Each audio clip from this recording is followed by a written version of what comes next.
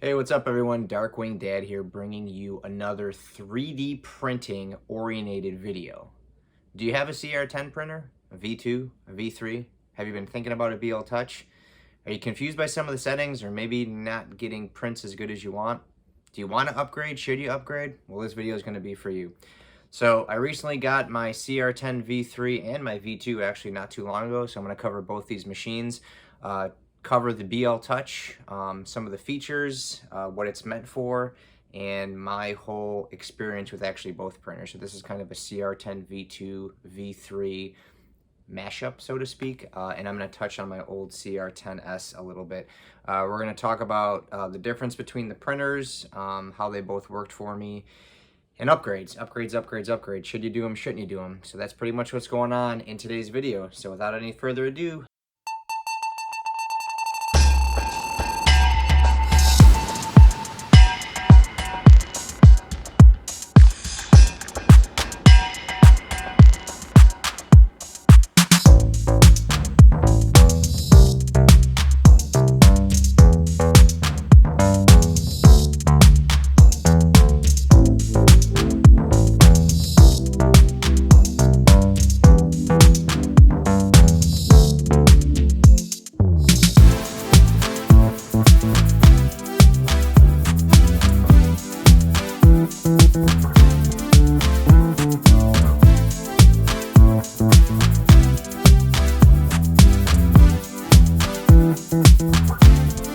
for tuning in. I am DW Darkwing Dad. I want to thank you guys for tuning in to today's segment. If you are a subscriber, thank you so much. If you're not, why don't you go ahead and click that subscribe button, because I'm going to have a lot more helpful videos like this, projects, tips and tricks, and just honest upfront information. Just on 3D printing and just different methods that I use and experiences that I have along the way. So we're pretty much at the 45-ish day mark for my cr10 V3, and it is a absolutely fantastic machine. I had the V2 for a little bit longer, maybe like 2 or 3 weeks longer. They're both absolutely fantastic machines. They are doing exactly what I need them to do. Super quiet, super efficient, huge upgrade from my cr10s. So I've been very, very happy with them. But like everyone else, when you get a new printer, you start thinking about upgrades right away. Should I do them? Shouldn't I do them? So what I'm going to do is kind of jump over into my Marvel room where the V3 is, and kind of explain a little bit about the bltouch, the install, the trials and tribulations, and my whole experience with the bltouch. So let's get shifted over to the other room and check it out.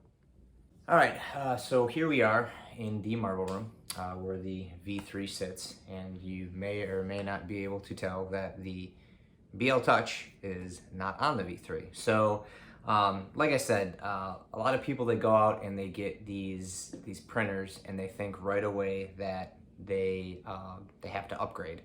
So I kind of fell for that. When I got into 3D printing, it was bltouch was one of the first things that like everyone's like, you need it. And I think you need to understand, what it is before you buy it, because I think people buy it, install it with a misconception on what it actually does. So basically all the bltouch is, it's a probing sensor that detects very, very minor imperfections, shifts and whatnot in your bed. It does not magically level your bed. It doesn't take the adjusters and manually move them.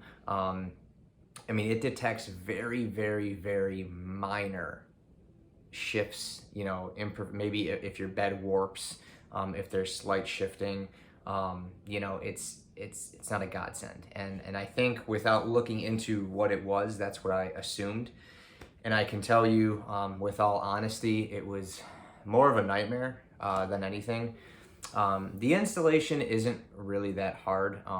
Looking back on on some of the issues that people were having on the forums, I think a lot of it, what it is people have the wrong USB cable. It kind of blows my mind they don't include the cable with these. I know on my cr10s, it had the blue cable and it came with it, so if you had to plug it in. but that's the larger USB connector. This is like the micro, like that you use for Android phones. But there are two types of cables. I think there's a 5-pin and a 6-pin, and you need the 6-pin basically to send communication back and forth. I don't know the exact name of the cable, but I know I was having issues with it, and then I actually found a cable that works. So installation is not hard. I mean, mounting it is very easy, and that's kind of why I was like, oh, I'm gonna get this, because you know, the port's already there. You can plug the bltouch in, it mounts on, you flash the firmware, and it's good to go. And after I got over the cable and everything, and got the firmware in, that was really kind of where the headache started. So I'll move the camera and kind of explain how you're supposed to set the whole bltouch up and the issues that I had. That way, in case you guys decide to upgrade it and do this, you can understand what I went through.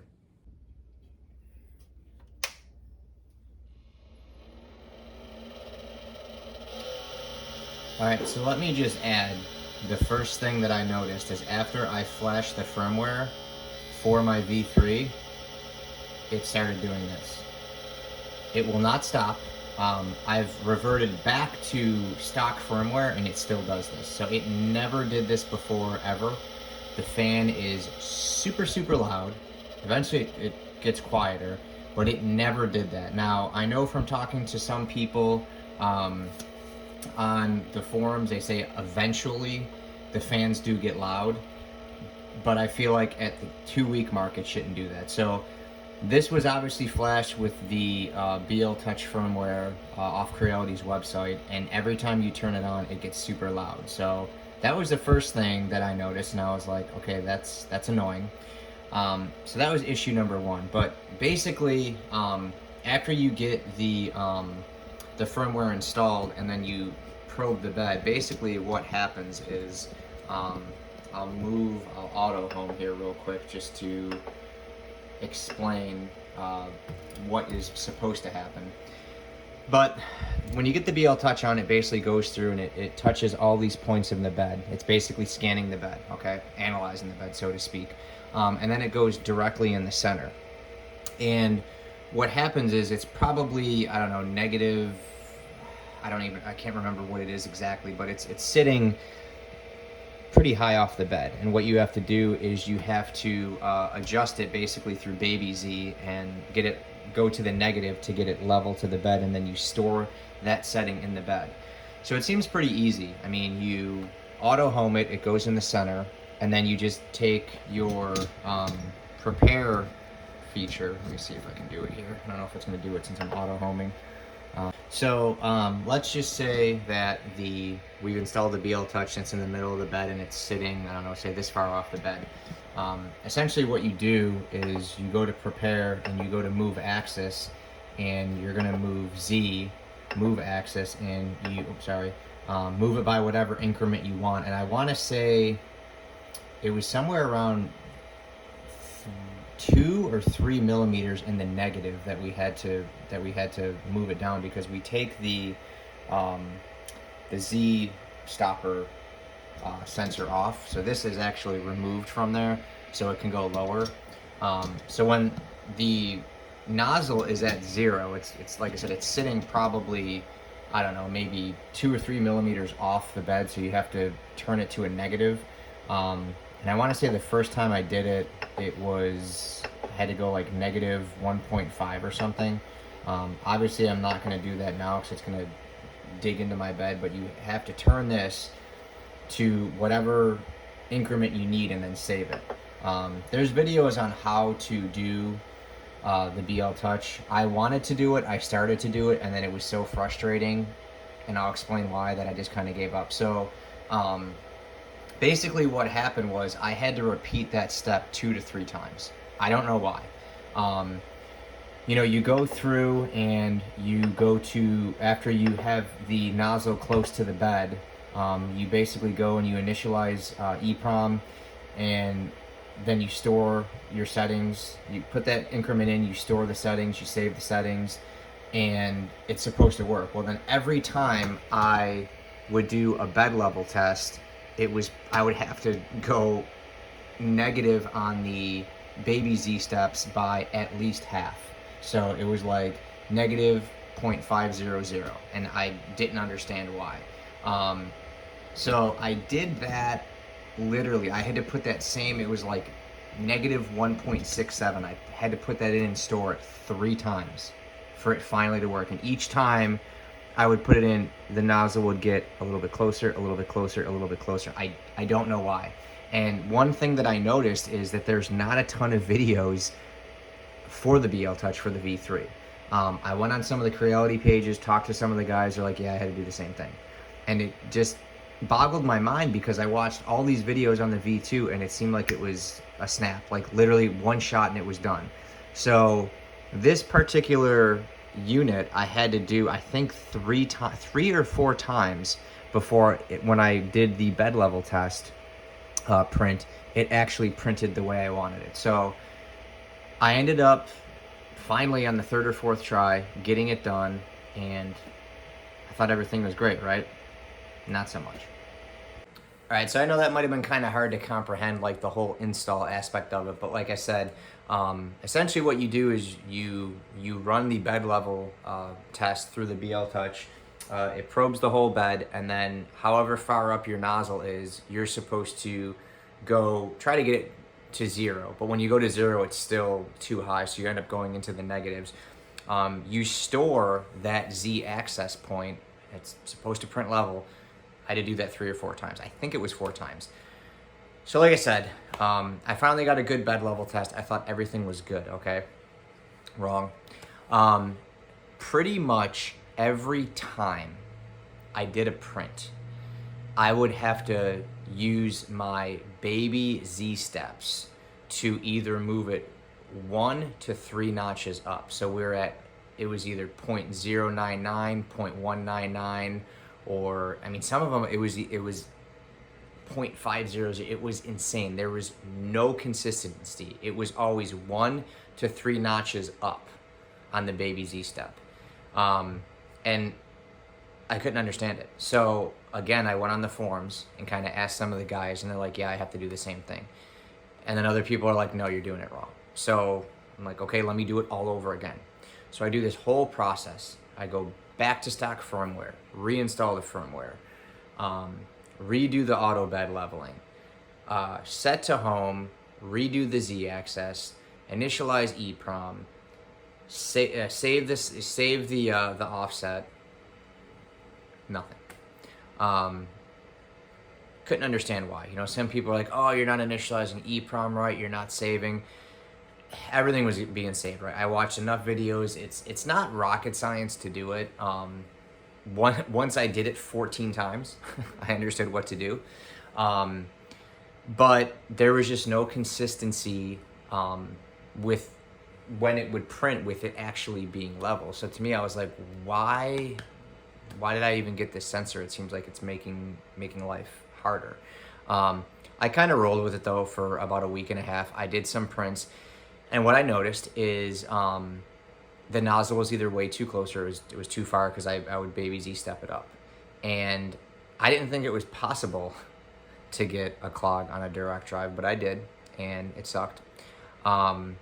And it just, for me, it was not what I thought it would be. And I think, like I said, I think people buy the bltouch because they think it's going to be this magical device that their bed never shifts, their bed never changes.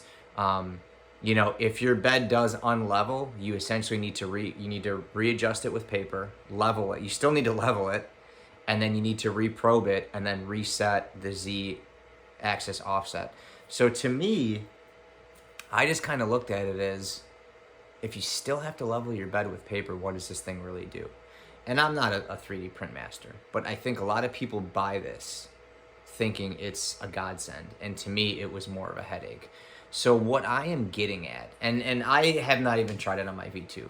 I don't know if it's easier on the V2. It seems easier on the V2. There's a ton of videos on YouTube on the V2 and the bltouch. Everybody rants and raves about it. I could find minimal things on YouTube on the V3. There's very few out there. I know people have them, but My general advice is, if you have, with any printer, is master the machine first and then upgrade later. I know many people who have cr10 machines that have no upgrades. When I had my cr10s, the only upgrades I did was the Capricorn tube. And the reason I got into the Capricorn tube is because I got heat creep, but that was because I was getting heat creep because I didn't understand retraction settings. And my retraction settings were wrong, and it was causing clogging. So I didn't really need the Capricorn tube. So that was one upgrade I did that I didn't really need. I did the rods, which, whatever. And that was it. Oh, and the silicone bed mounts, which are fantastic. Okay, so my advice, my experience on the bltouch, and I know it's hard because it's not on the machine, it wasn't good. It didn't do what I expected because I didn't fully understand how it worked. Personally, if you adjust some settings in your printer and like I said, understand your machine, understand what you're adjusting in your slicer program, these machines will print fine. The only reason I actually sold my cr10s for this was for the direct drive, and I think I talked about it in an old video.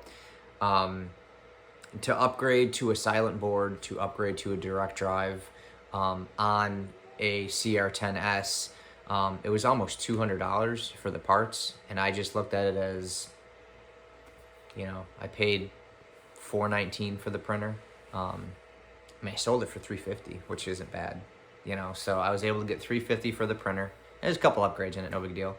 But to me, I wanted something quieter. I wanted something more efficient. It's got all of the metal hardware, which is great.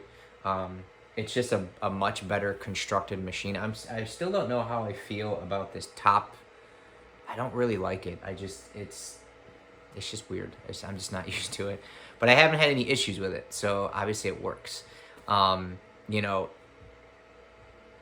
learn your machine, understand your machine before you jump into getting upgrades. You know, I'm not doing anything else to this machine. I just got in the bed mounts, and I'm going to be installing those, and that's it. I'm not doing anything. It doesn't need anything else. It's perfectly fine.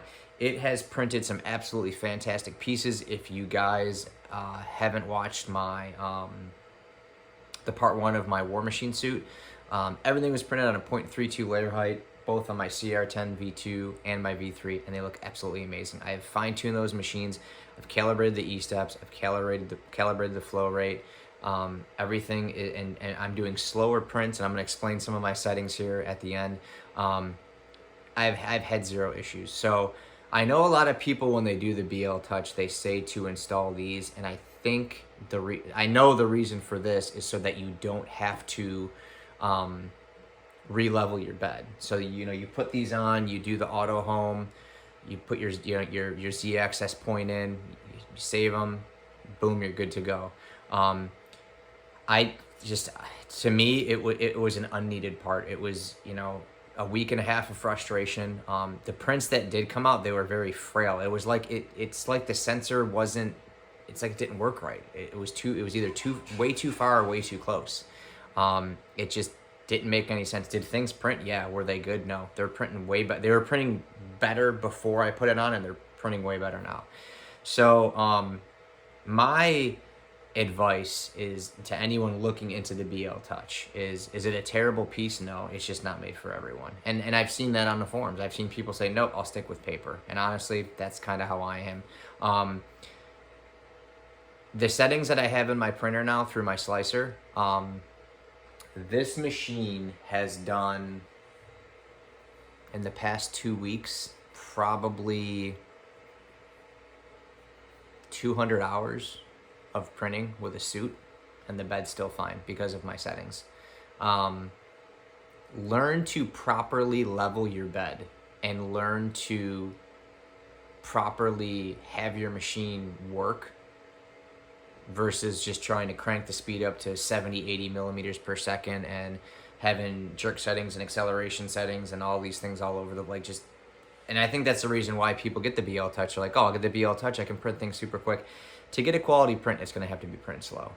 These machines are not meant to be ran at, 80, 90 millimeters per second. I mean, I rarely exceed 55 or 60. I don't, all mine are 55 or lower, and a lot of times I end up turning the feed rate down for the first few layers to between 90 and 95, but you know, they're just not meant to print that fast. And if they do print that fast, something is going to happen in the end. You're either going to have a print that's not as smooth as it could be. It's going to unlevel your bed. You got to think all these sharp turns, movements of the Y and the X. It's wear and tear on those springs. So, I know I have the silicone bed mount video that I put on my cr10s.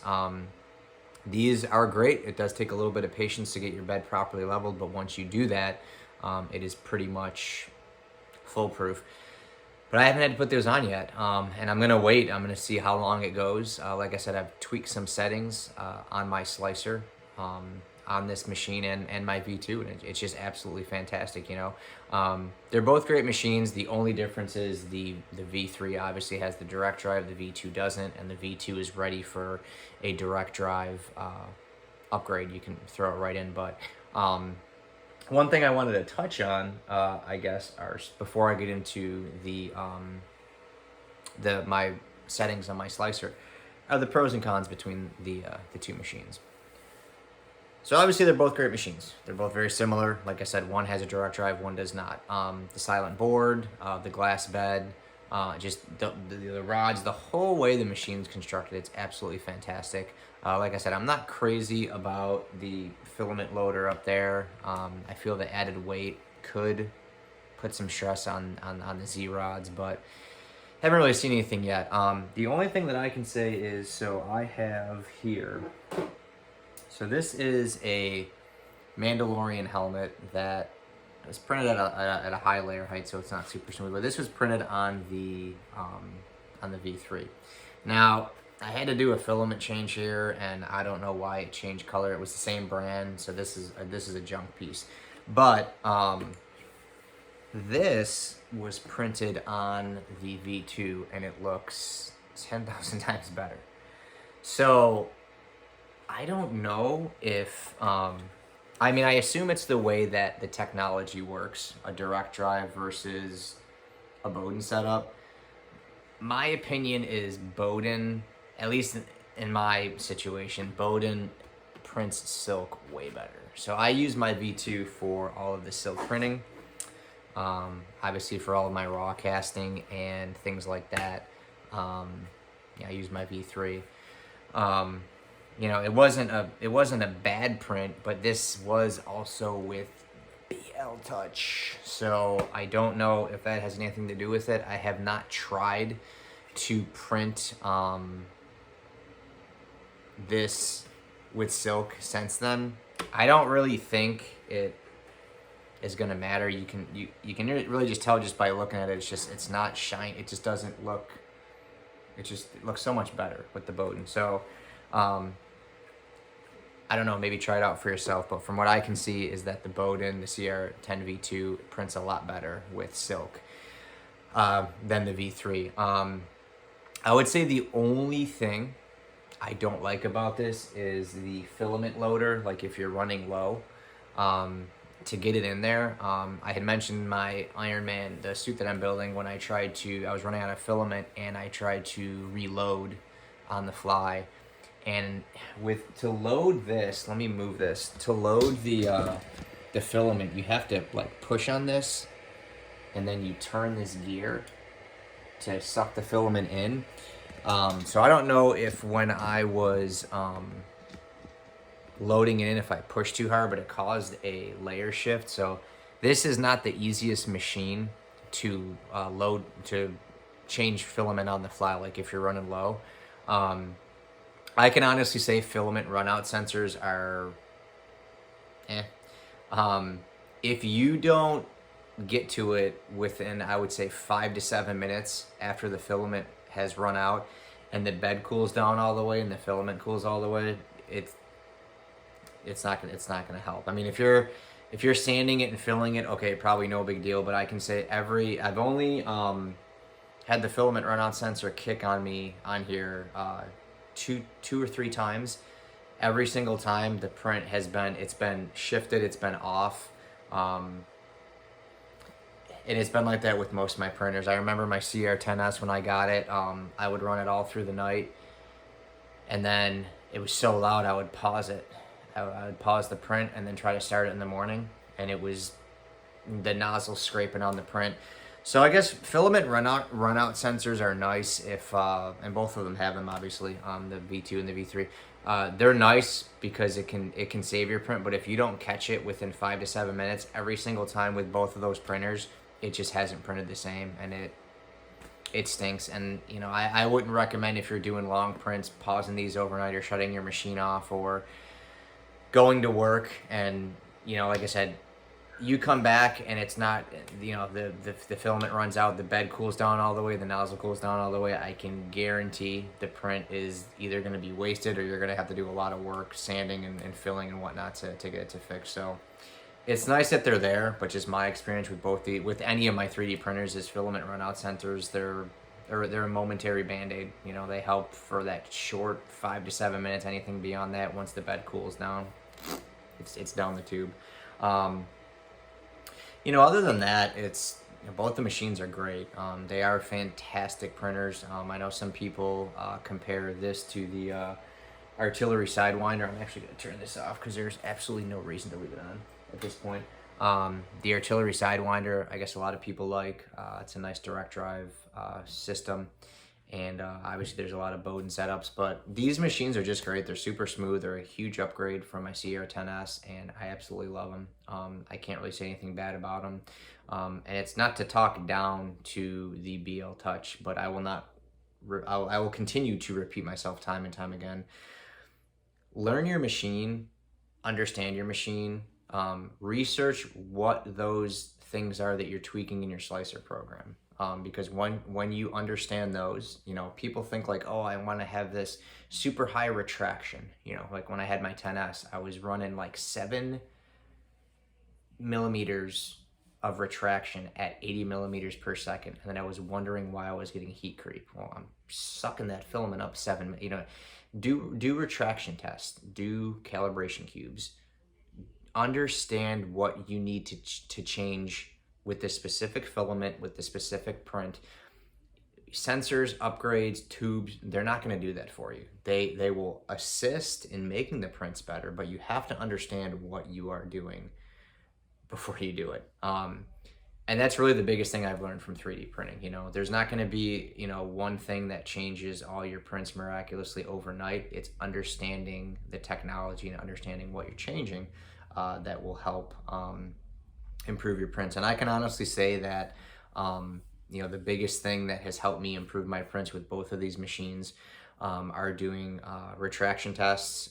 Calibration cubes help, but like I said, with the E-steps and the flow rate, that should be done before you even start a print. So obviously E-steps, flow rate, a level bed, and doing things like retraction tests and temp towers and things like that. Pretty much the things that everyone on the forums tell you to do, but people always ask, how can I make my print better? And I know, because I was there.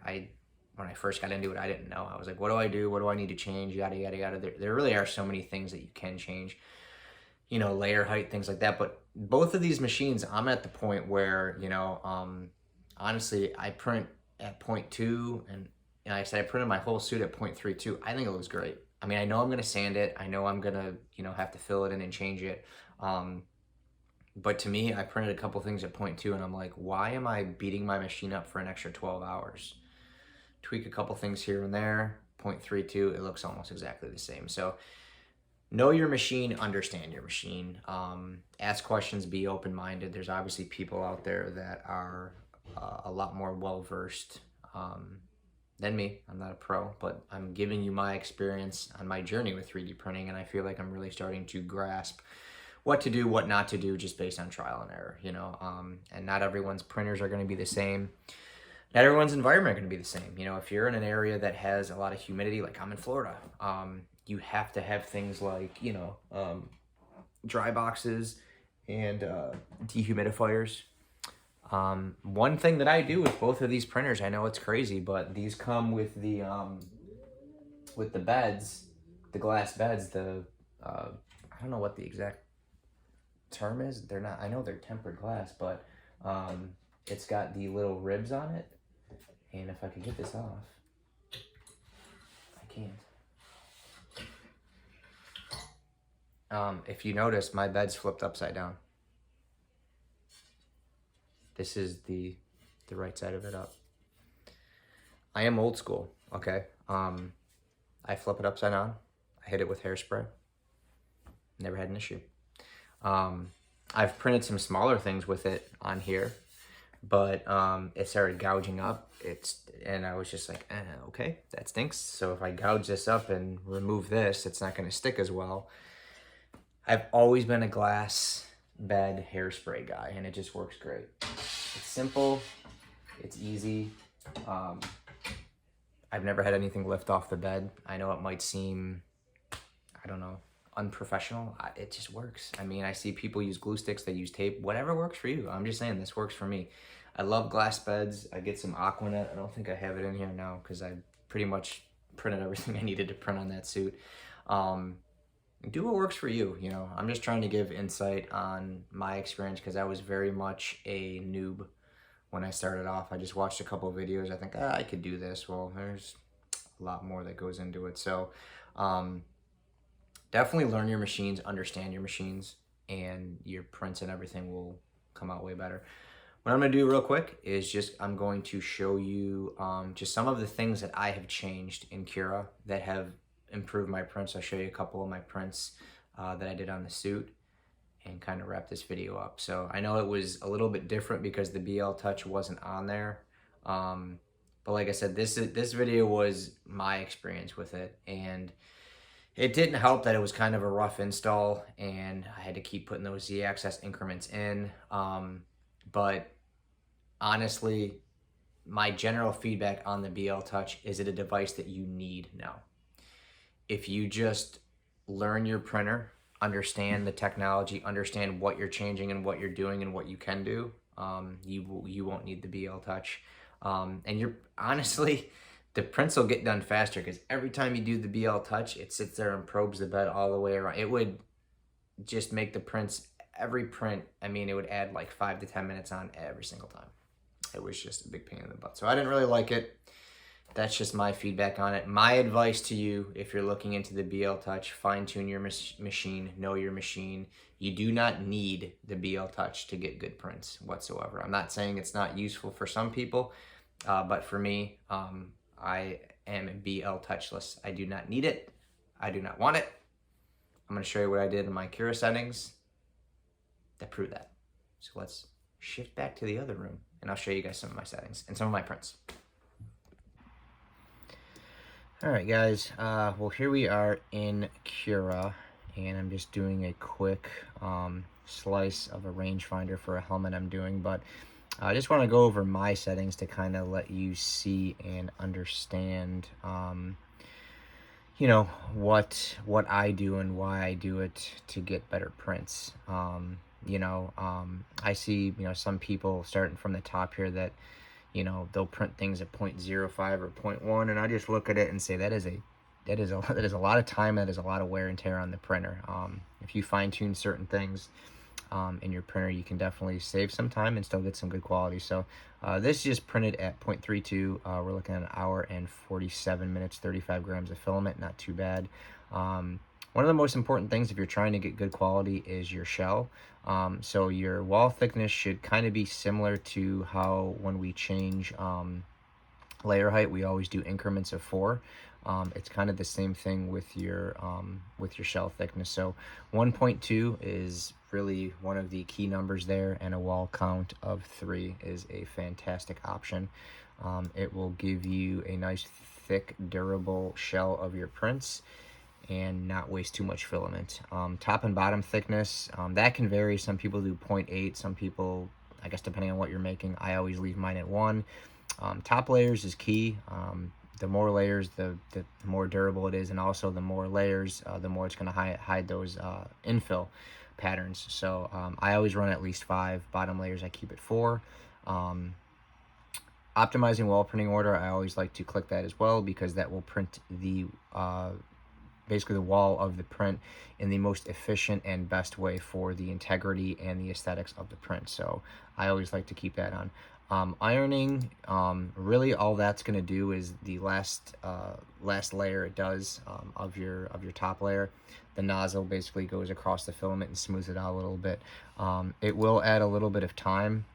You can see before this was 1:47. This time around it's 1:35, so it added about 12 minutes because it's basically doing a whole nother pass. It's just not extruding any filament. So if you did want to have it a little bit smoother, the ironing feature is great for that. Infill, went a little bit too high.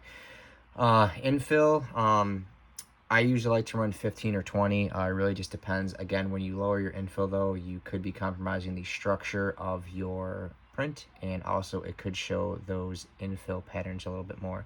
Now, I always run cubic on my patterns, or on my infill pattern, just because it actually saves you a little bit of time, to be completely honest. It didn't with, that's weird that grid didn't. Some of it must be the size of the prints. A lot of times cubic will actually save you a little bit of time. I just like the pattern. It doesn't show as much as some of the grids and the lines and the triangles and things. I've noticed I don't really get a lot of seep through on the infill pattern, but on some of my bigger prints I did notice that cubic did save me about an hour or so. This is probably just such a small print, it doesn't really make much of a difference, but I like to do cubic. It keeps the line distance at a decent amount. It's not too spread out, it's not too close together where it's hurting your print time. Temperature, that's going to depend obviously on your filament. Same thing with your retraction. I talked about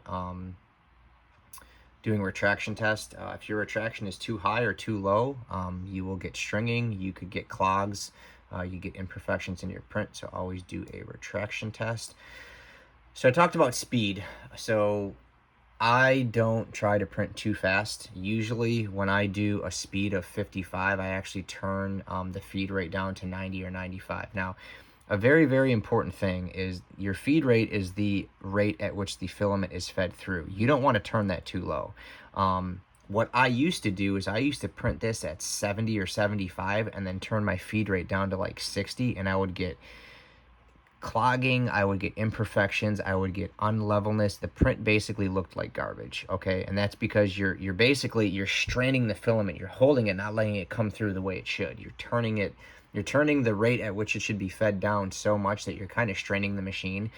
It is always better just to print at a lower speed and keep your feed rate between 90 and 100 than crank your speed up and then turn it down way low. So that's a big tip, is just print at a slower speed. It's way better. So like I said, all my prints are at 50 to 55, and then my feed rate usually stays between 90 and 95. Sometimes I just leave it at 100, it's fine. If I'm doing a print that goes higher, I may turn the feed rate down to about, not between 90 and 95, but I have no issues there. You can see all my wall settings, everything's in the 40s. I do turn my travel speed down. The reason why is the travel speed is just the rate at where the nozzle is going to move when it's not printing something. So like say it's printing this, and then when it comes over here, it goes, whoop, it comes over to this and starts printing something on here. Well, understand that fast, quick movement is wear and tear on your eccentric nuts. It's wear and tear on your bed springs. And these are all things that if you don't stay on top and check them, they can become loose and they can affect your prints. You should be checking things like your eccentric nuts and your bed springs. Make sure your bed's level before every print. However, I keep mine at 115. I actually, for higher prints that go a lot higher, I actually keep it a lot lower. I turn my travel speed down to as low as 80, and it's perfectly fine. So that is something, I don't know what it is, 120, this profile that I had, so I turned it down a little bit, but I know on the one profile that I had, it was 150, and I think that's way too high. So on a small print like this, it might be okay to do, like I said, 115. I just like to turn it down just a little bit, but I've seen it on some of my profiles at 150, and it was way too high. For a lot of my suit, I did turn the travel speed down to, like I said, somewhere around 80 or 90. Understand, it is going to make your print longer, but it is less wear and tear on your machine. So I like to turn the travel speed down a little bit.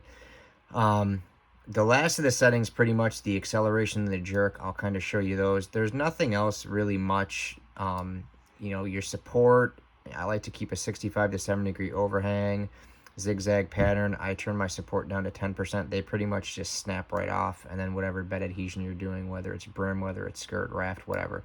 But the most important things that I noticed in my prints when I changed these was the acceleration and the jerk control. Okay, so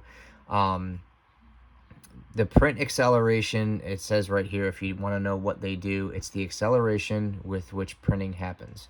So the higher that is, basically the, again, it's more movement. Okay, this comes at 500. Okay, so when you have something that's moving at a higher speed, again, it could be wear and tear on your bed, on your eccentric knots. I turn mine down. So I turn this down 100 millimeters per second lower than what I used to print at, and it's been a huge difference. The other, on the flip side of the coin, the other one I've adjusted is the jerk, and I've turned mine down to 11. Now this is 20 from the original profile. So this is basically, it says right here, the instantaneous velocity with the change of the print head. So you have an acceleration of 500 and then the jerk of 20. I mean, it's sharp. You know, when you slow that down, it's not as abrupt, and it's, so it actually can make a more smoother and better print. The biggest thing it's going to do, though, is it's going to help prevent your bed from unleveling. It's going to reduce wear and tear on your eccentric nuts, your belts, things like that. I'm telling you, these things here, they are key. If you tune these down just a little bit, you will see your prints get much smoother, and I'll show you a couple right now. All right, so here is one of the prints that I did when I was always messing with feed rate. I was trying to print at 75 millimeters per second and cranking down feed rate, and you know, there are some things that were okay with it, but I don't know if you can see. Let me try to take this faceplate off here. It's kind of taped in place, so, but you can just see how there were just certain things. I mean, all these things here, obviously I used 2 different filaments and that didn't help, but you can see the inconsistencies, all these layer lines, okay? And this is actually printed at a 0.2 layer height, okay? Now, you might sit there and say, well, that doesn't look that bad. But you can see the infill lines, you can see some of that. You know, these infill patterns, I mean, this is, you can see all the infill in that. All right, so here's an early on example of a helmet that I did that I tried printing at 75 millimeters per second, and I tried cranking that feed rate down. This was done at, you know, a jerk setting of 20, acceleration of 500 millimeters per second. I didn't really adjust too much. I just went with a 0.2 layer height, and, you know, wasn't going crazy with the shell setting. Really nothing close to what I just showed you on there. So it's not terrible, but when I compare it to another print that I recently did on a higher layer height, it's kind of eye-opening. So you can see that, I mean, there are some areas in the print where it looks okay, and then there's other areas where it's like, oh my gosh, what is going on here? I mean, I understand to fix this is going to be, it's very, very tedious work. You can see all of these areas here where these were partial clogs. These were the machine kind of straining because I cranked that feed rate down. I don't know if you can see all along the back here, but there's just lines going all the way through. It's very fixable, but this is printed at a 0.2 layer height that's supposed to be generally smooth, and it's not. There's all these issues here because I didn't do proper retraction settings. You can see here that there's these little zits and things like that, and it all has to do just from improper you know, setup of the machine, I mean, there's just stuff everywhere on this. You know what I mean? And it's, like I said, it's from just running the machine too hard and not having it dialed in. Now flip the course. This is printed at 0.32 with all of my new settings, and there are a few retraction areas here and there. I don't know if you can see those, but nothing major within the faceplate. Overall, it looks really good for a 0.32 layer height mask. This is a War Machine mask. Obviously, a little bit, you know, when you do your supports and stuff, you're going to have stuff like that, you know, and overall, I mean, it looks really good. This just kind of shows you that, okay, this is a 0.32. That's a 0.2. Well, the 0.2 should be better, right? Not always correct. This was done with lower acceleration, lower jerk settings, more walls on the shell. Just all these settings that I just showed you, and rock solid. So, you know, layer height's cool, but again, know your machine, fine tune your machine, understand what you're tweaking and what you're changing. You know, doing things like, you know, calibration cubes, temp towers, retraction tests, all those things will definitely help in your print. That's really the biggest thing, biggest advice I can give you guys is, you know, you're not just going to pop a card in and every time a print's going to be perfect. There's things that you're going to have to change, but, you know, when you get things dialed in the right way, they can look fantastic. You know, I've got pieces over here. Let me grab one.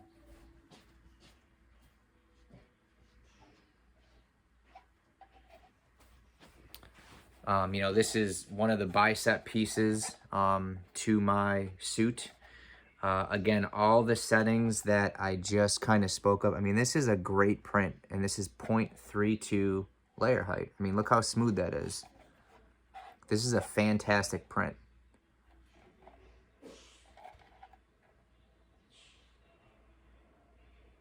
And, you know, the whole suit looks like that. It's not going to need a ton of sanding. There's some that need a little bit more than others. But for the most part, a piece like this here, I mean, I'm going to be able to do a rough sand on it, hit it with filler primer, sand it again, hit it with filler primer, a final sand, and it's ready for paint. Just because I was able to tweak my settings and print this at a slower, more controlled speed. And I think this took 7 hours for just, you know, a basic, just a basic bicep. I think that's how it goes on. I can't even remember. No, I think this is the right one, that's why. There we go. Look at that. That was so corny. I don't know why I just did that. But really, guys, I mean, this thing, 90% of the suit came like this. So just, you know, get those settings, understand what you're tweaking, understand what you're changing, and the prints will come out absolutely great. You know, if you're running into issues where you got stuff like this, where you're getting these lines, I mean, look at that. Again, it's all fixable, but this is a 0.2 layer height. It should not look like this. This was early on. When I got into printing, and I thought it was just, hey, let me throw everything together, and this is easy. And that's why it's still sitting unfinished, because I'm like, I don't know if I want to do this. But things like this will drive you crazy. Trying to fix this might just give it away. I don't know. But that's just some tips, guys. Like I said, I know I repeat myself a lot in the video. I just try to reiterate what worked for me and what hopefully will work for you. Understand your machine, know your settings, do some research, slow it down. It will pay dividends. You don't need things like fancy nozzles, fancy tubes, fancy sensors. You could take a bone stock machine just like my cr10 Mini, which has 0 upgrades. The only thing I changed was the extruder arm, just because the other one was worn out because it was plastic, and still get fantastic prints off of it. I get fantastic prints off that thing all the time, and there's no Capricorn tube, there's no special nozzles, there's no different hot ends. It's all stock. So learn your machine, understand your machine, and it will definitely pay you dividends. Well, that's pretty much it, guys. That's a wrap on my little review and overall experience with my cr10 V3 and my V2. Like I said, they are both absolutely fantastic machines. The biggest thing I hope you guys can take away from this is an upgrade is not going to make your prints better. Understanding what you are doing and tweaking in your machines and in your slicer is what will. Like I said, proper calibration, E-steps, flow, doing things like retraction test, temp towers, and just slowing your prints down. You know, a lot of people want to get prints done in half the time, but then the post-processing, all that time that you save is gone. You know what I mean? So when you slow down your prints, I should say when you slow down your setup, you get better prints. And then you save time because you don't have to constantly tweak your machine. Retouching on the bltouch, I'm not saying that it's bad. What I'm saying is it's not for everyone. It is a sensor. It is a fall safe. It is not a say all, do all to help you automatically level your bed. Me personally, changing things like my acceleration, my jerk, slowing my speed down, properly leveling my bed, and just doing things at a slower pace has helped me more than the bltouch has. So the bltouch just wasn't for me. I'm sure it serves its purpose for other people. However, it was more of a headache for me. You know, but like I said, it's not a godsend. So understand what you're buying before you buy it. And I think I kind of jumped the gun and thought I was getting something that I didn't. Once I actually looked into what it does and what it's meant for, I was like, yeah, I don't really need this. I changed things up. I switched settings on my printer, and I haven't looked back since. And that's really the biggest and best thing that I can say.